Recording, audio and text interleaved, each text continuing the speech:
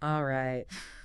Ready to unlock some hidden wisdom? Always up for that, especially with a book like The Alchemist. Right. It's deceptively simple, yet so profound. Yeah. We're diving deep into Coelho's masterpiece today, but Not just summarizing the plot. definitely not. We're after those aha moments, those insights that can shift your perspective. It's amazing how much this story, this shepherd's tale really, has to teach us about, like, purpose, that inner voice we all have, you know? Absolutely. So we meet Santiago, the shepherd. He dreams of treasure. At the pyramids. Yeah.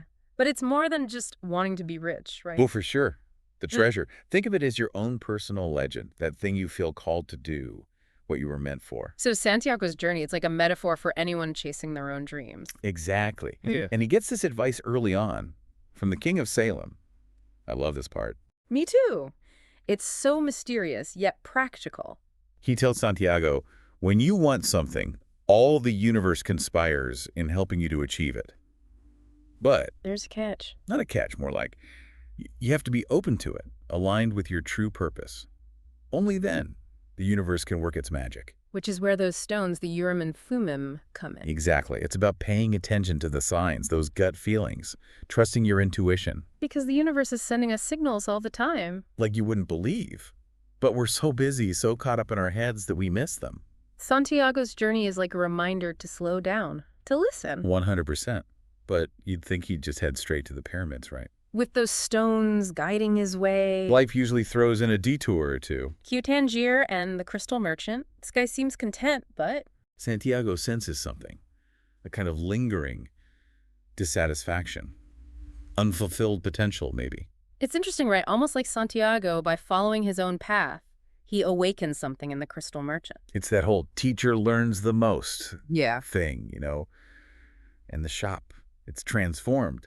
But then there's this language without words. What's that about? Oh, I was wondering the same thing. It's about sensing what's not spoken. Santiago learned it from his sheep.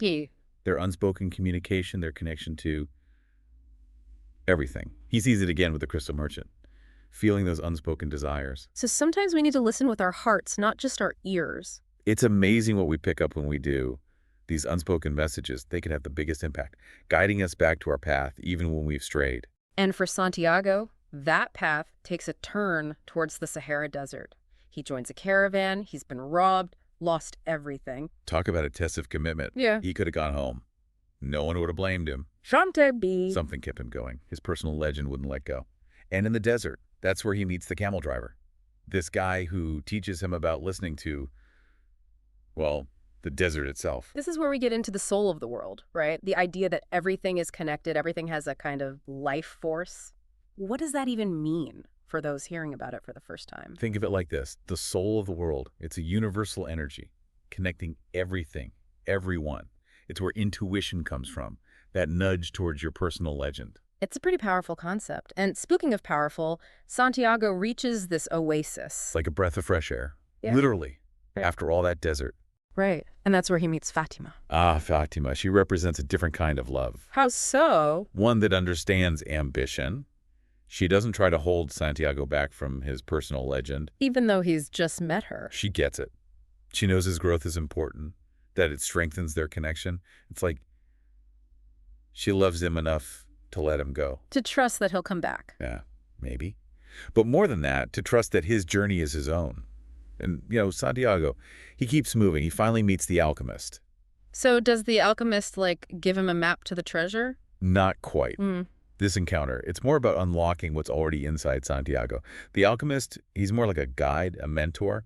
He even asks Santiago to find life, actual life, in the desert. What? Right. But it's a test, a metaphor. It's about realizing, hey, even in this barren place, there's potential, hidden possibilities, if you know where to look. It's like those moments when you feel stuck, unsure. But if you look closely enough. There's always a way forward. And for Santiago, this is bigger than just finding a plant in the desert, you know. He's starting to get it. Alchemy. It's not just about turning lead into gold. It's about transforming yourself. Exactly. Refining your inner self. Yeah. Through challenges, through growth. This is where it gets really interesting. Santiago, he's learning to listen to his gut, to the world around him. Even the desert. He's pushing his limits.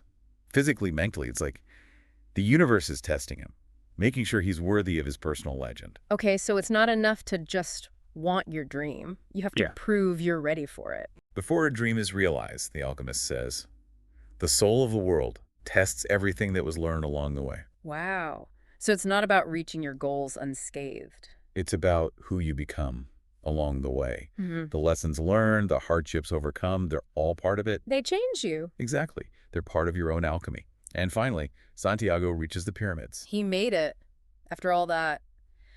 So what happens? What does he find? Well, it's not quite what he expected. It's Yeah. different. Different how? Different how? There's no treasure. Oh, there's treasure, but not piles of gold, not like he imagined. So what is it?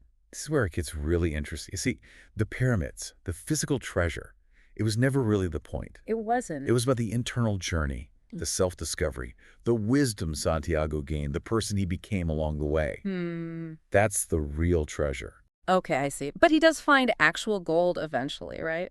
Back in Spain. He does, buried under that sycamore tree, remember, where it all began. It's like the universe was testing him. In a way, yes. Mm-hmm. But also, it's like Coelho saying material wealth. It can be a result of following your personal legend, a byproduct, but not the main goal. The real prize is the journey itself. The growth, the transformation, and that's what makes this book so powerful for us. Even today, we may not be shepherds, we probably won't meet an alchemist in the desert. But we all have a personal legend. Deep down, there's that thing calling to you. Maybe it's a dream you've set aside, a passion you've ignored. This book, it's a reminder to listen to that, to those whispers. And to be brave enough to follow them, even when it's scary. Even when you're not sure where you're going. Trust me, the universe has a way of helping those who are brave enough to chase their dreams. Like that line, tell your heart that the fear of suffering is worse than the suffering itself.